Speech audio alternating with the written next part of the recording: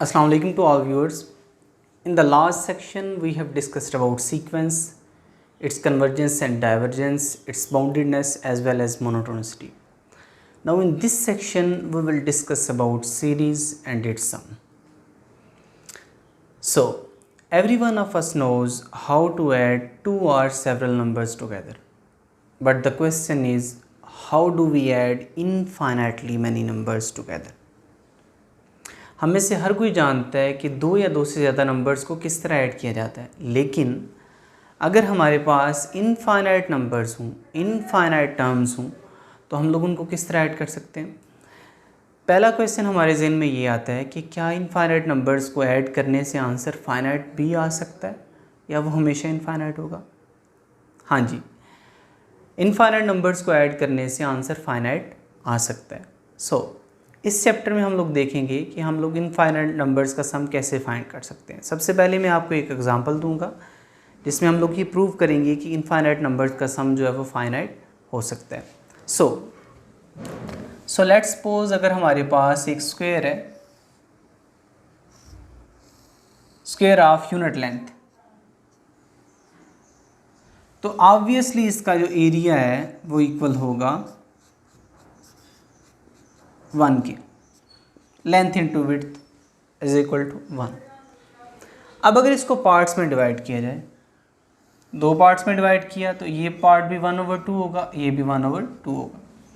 अब इस जो 1/2 पार्ट है इसको भी दो पार्ट्स में कन्वर्ट करें तो ये 1/4 और ये भी 1/4।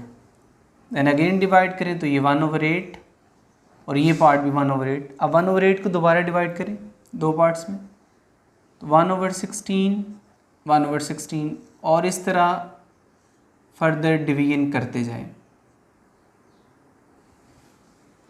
तो हमारे पास एक सीरीज़ बन जाएगी 1/2 plus 1/4 plus 1/8 plus 1/16 plus so on.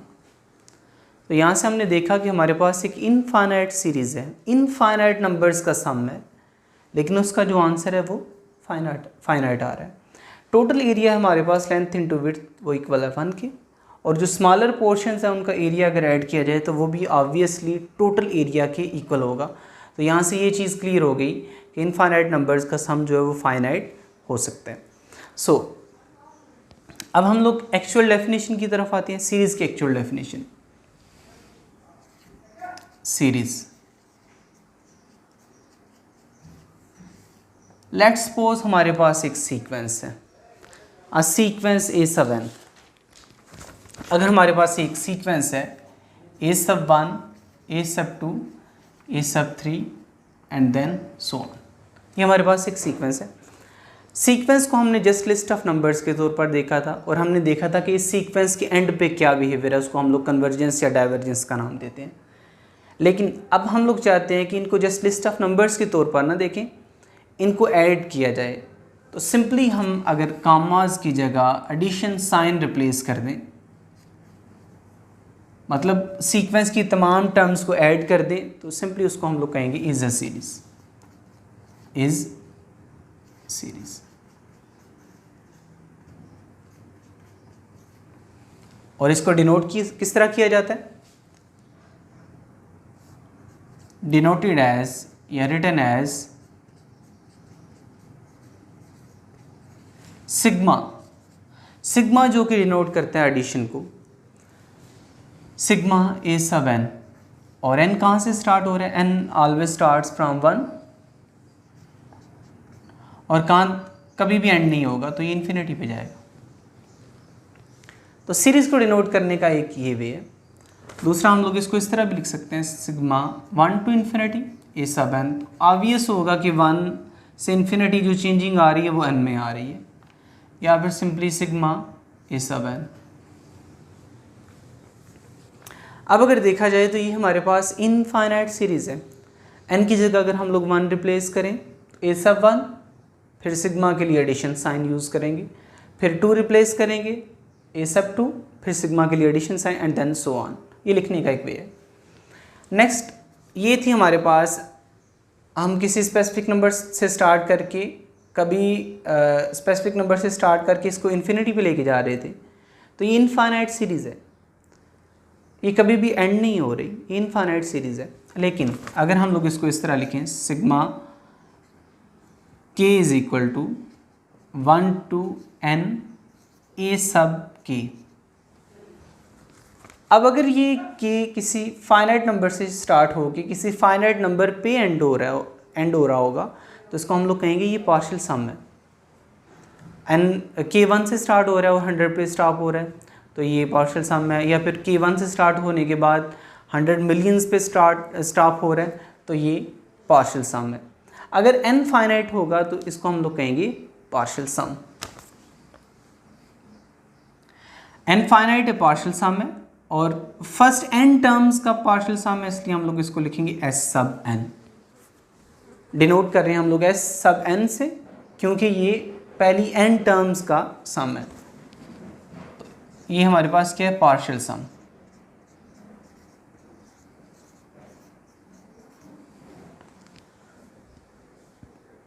अब एस एन मस्ट एग्जिस्ट करेगा अगर n फाइनाइट है।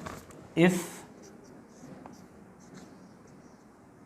n इज फाइनाइट,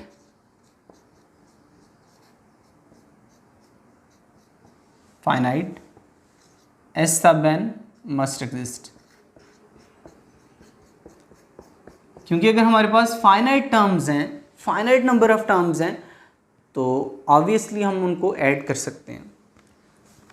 अब अगर k 1 से स्टार्ट हो के 1 पे स्टॉप हो जाए, तो उसको हम लोग कहेंगे ये सब 1 है और इसको नाम दिया जाएगा s सब 1, पहली टर्म का सम, मतलब पहली टर्म एज इट इज आ जाएगी। अगर 1 से स्टार्ट करके 2 पे एंड करते हैं, तो ये आ जाएगा a1 सिग्मा के लिए प्लस का साइन, फिर 2 रिप्लेस करेंगे a सब 2 और इसको नाम देंगे s सब 2 का। सेम इस तरह s सब 3, फर्स्ट 3 टर्म्स का सम एंड देन सो ऑन। 1 से अगर n पे जाते हैं, तो ये आएगा a सब 1 प्लस a सब 2 प्लस a सब n, और इसको नाम देंगे s sub n and then so on. S N हर नेक्स्ट n के लिए हमारे पास एक नया सम होगा। अगर n फाइनाइट है तो s सब n जो है वो लाजमी एग्जिस्ट करेगा। यहाँ से हमारे पास एक सीक्वेंस बनती है।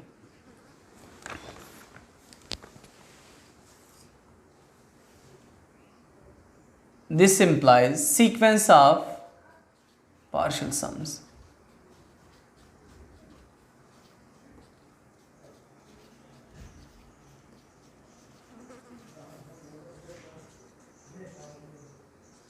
हमारे पास एक सीक्वेंस बन गई, sequence of partial sums, s सब 1, s सब 2, s सब 3, s सब 4, s sub n and then so on, और इसको डिनोट करेंगे s सब n करली ब्रैकेट्स।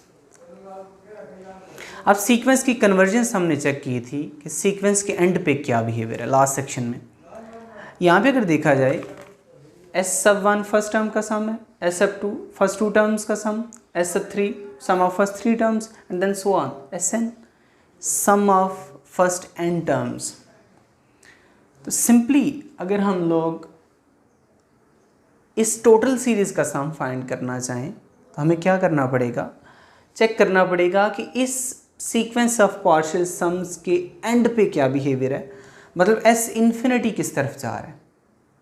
तो सिंपली उसके लिए क्या करना है कि जो हमारे पास nth पार्शियल सम गिवन है, जिस तरह लास्ट सीक्वेंस में हमारे पास nth टर्म गिवन होती थी, उस पर लिमिट अप्लाई करते थे, यहाँ पे क्या करना है, s सब n पे हम लोग लिमिट अप्लाई करेंगे। जो भी आंसर आएगा वो हमें बताएगा कि सीरीज़ कन्वर्ज कर रही है या डाइवर्ज कर रही है। अगर कन्वर्ज कर रही है तो उसका कोई ना कोई सम होगा, अगर डाइवर्ज करेगी तो उसका कोई भी सम नहीं होगा। सो यहाँ से एक नोट लिख लें,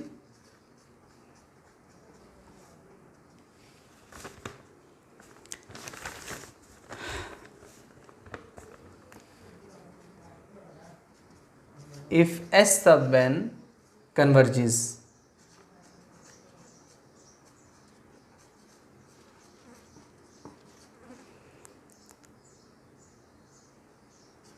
एंड उस पर लिमिट अप्लाई की जाए, तो आंसर आता है s। अगर एस एन कन्वर्ज कर रहा है s को, then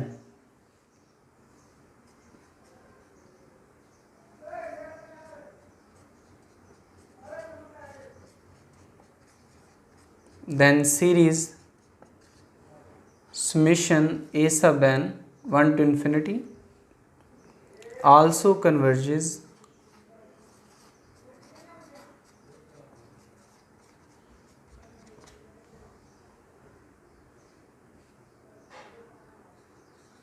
and the sum is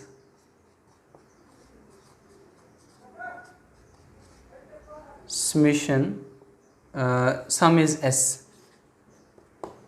तो यहाँ से लिखा जा सकता है, देखिए हमारे पास इनफाइनाइट सीरीज इस तरह गिवन थी, समेशन 1 टू इन्फिनिटी ए सब n।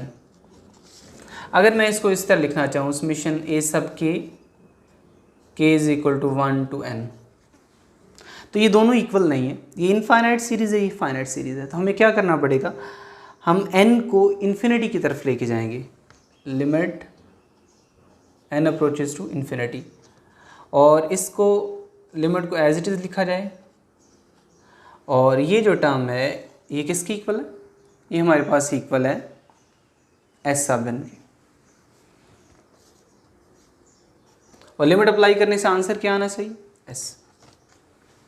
तो ये हमारे पास सारी टर्म्स जो हैं ये इक्वल होंगी। अब हम लोग कुछ इसकी एग्जांपल्स देखते हैं जिनसे क्लियर होगा कि सीरीज़ का कंसेप्ट क्या है और सीरीज़ की कन्वर्जेंस से क्या मुराद है।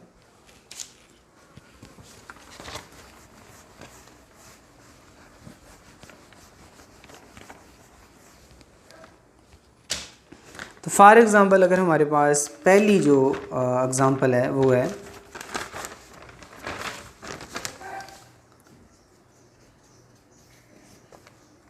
Summation 1 to infinity 1 over 9n square plus 3n minus 2। तो इसके फैक्टर्स बनाने पड़ेंगे, 1 ओवर ये बनेंगे 3n plus 2 3n minus 1। Then ये पार्शियल फ्रैक्शन के बाद हम लोग इसको लिख सकते हैं 1 over 3 sigma 1 to infinity 1 over 3n minus 1 1 over 3n plus 2। ये सारा कुछ हमने पार्शियल फ्रैक्शन करने के बाद लिखा है, डायरेक्टली लिख दिया। सो सबसे पहला काम हमने क्या करना है, हमने फाइंड करना है एस सब n, और एस सब n पे हमने लिमिट अप्लाई करनी है। अगर लिमिट अप्लाई करने से कोई फाइनाइट आंसर आ जाता है तो इसका मतलब है कि ये कन्वर्ज कर रहा है, और अगर ये कन्वर्ज कर रहा है तो ये फिर जो टोटल सीरीज़ है वो भी कन्वर्ज करेगी। तो एस सब n हमारे पास आ जाएगा ए सब 1 प्लस ए सब 2 प्लस ए सब 3 एंड देन ए सब n लास्ट पे। तो n 1 रिप्लेस किया जाए तो हमारे पास आंसर आएगा, 1 रिप्लेस करें 3 into 1 3 minus 1 1 over 2 minus 1 replace करें तो 1 over 5 plus 1 over 5 minus 1 over 8 plus so on. अगर हम लोग n की जगह n माइनस 1 n से प्रीवियस नंबर रिप्लेस करें तो हमारे पास जो टर्म आएगी वो आएगी 1 over 3n minus 4 plus 1 over 3n minus 1, और अगर n ही रिप्लेस किया जाए तो 1 over 3n minus 1 1 over 3n plus 2। 1 replace करने से ये आंसर आया, 2 रिप्लेस करने से ये आंसर आया, देन n से previous term n minus 1 replace करने से ये आंसर है, n रिप्लेस करने से ये आंसर है।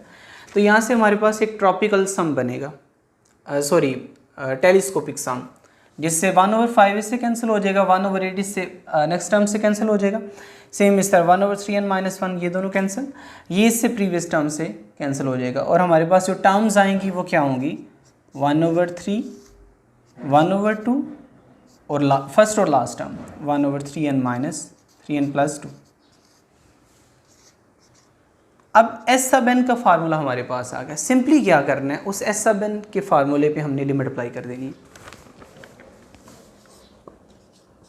लिमिट अप्लाई करें,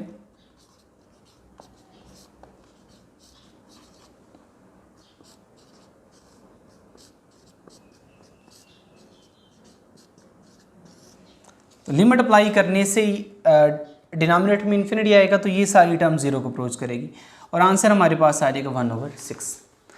अब इस सीरीज़ का जो सम हमारे पास आया है वो आया 1 ओवर 6। तो इसका मतलब ये सीरीज़ कन्वर्ज करती है। This implies summation 1 to infinity 1/9n² + 3n - 2 converges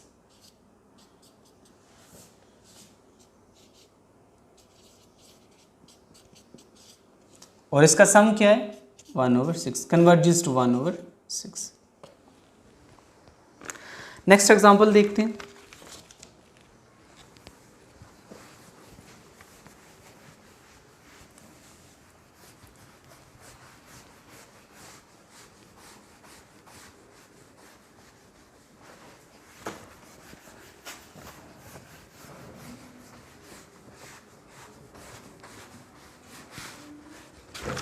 next example हमारे पास है summation 1 to infinity n।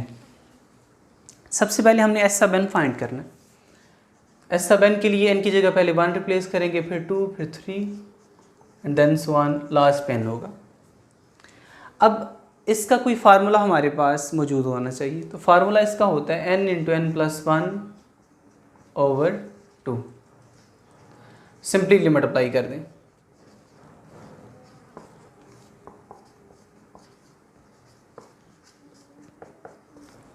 Limit apply करने से हमारे पास आंसर आ रहा है इन्फिनिटी। हमने करना क्या है, सबसे पहले हमने एस सब n फाइंड करना है, फिर एस सब n का कोई फार्मूला और उस पर लिमिट अप्लाई कर देनी है। लिमिट अप्लाई करने से जो भी आंसर आएगा वो हमें बताएगा कि सीरीज़ कन्वर्ज कर रही है या डाइवर्ज कर रही है। अब क्योंकि आंसर इनफाइनाइट है, इसका मतलब सीरीज़ डाइवर्जेस।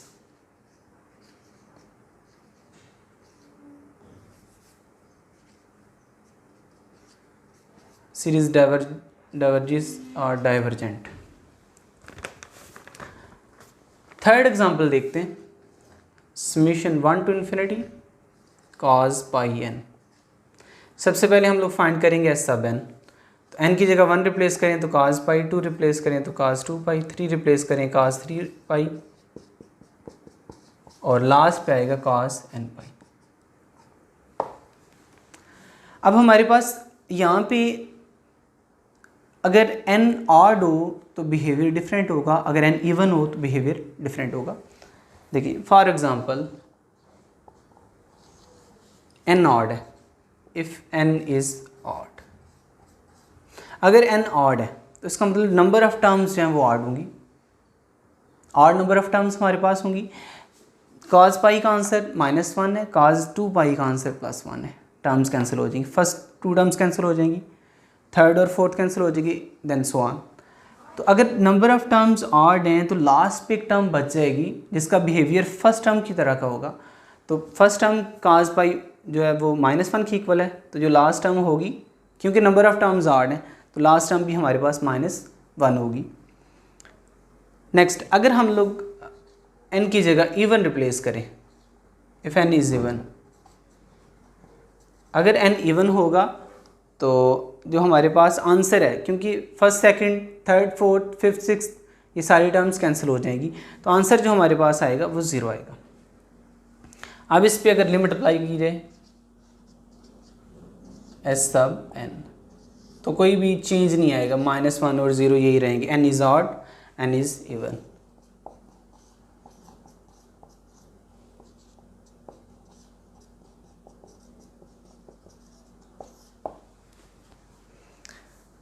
तो दिस इम्प्लाइज, क्योंकि इसकी 2 लिमिट्स हैं, इसके 2 सम है, इसका मतलब ये सीरीज़ कन्वर्ज नहीं करती। This implies series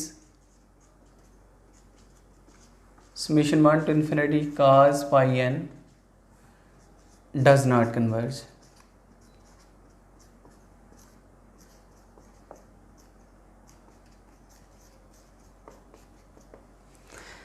last section में हमने सीक्वेंस में देखा था कि अगर हमारे पास आंसर फाइनाइट आ जाता है तो सीक्वेंस जो है वो कन्वर्ज करेगी, लेकिन अगर आंसर इनफाइनाइट है सीक्वेंस डाइवर्ज करेगी, या फिर 2 आंसर आ जाएं तो फिर भी सीक्वेंस डाइवर्ज करेगी। तो अब क्योंकि ये हमारे पास सीक्वेंस ऑफ पार्शियल सम्स थी, ये सीक्वेंस थी, तो सेम वही चीज़ होगी यहाँ पे कि अगर हमारे पास एक फाइनाइट आंसर आया तो सीक्वेंस कन्वर्ज करेगी, sequence of partial sums converge करेगी।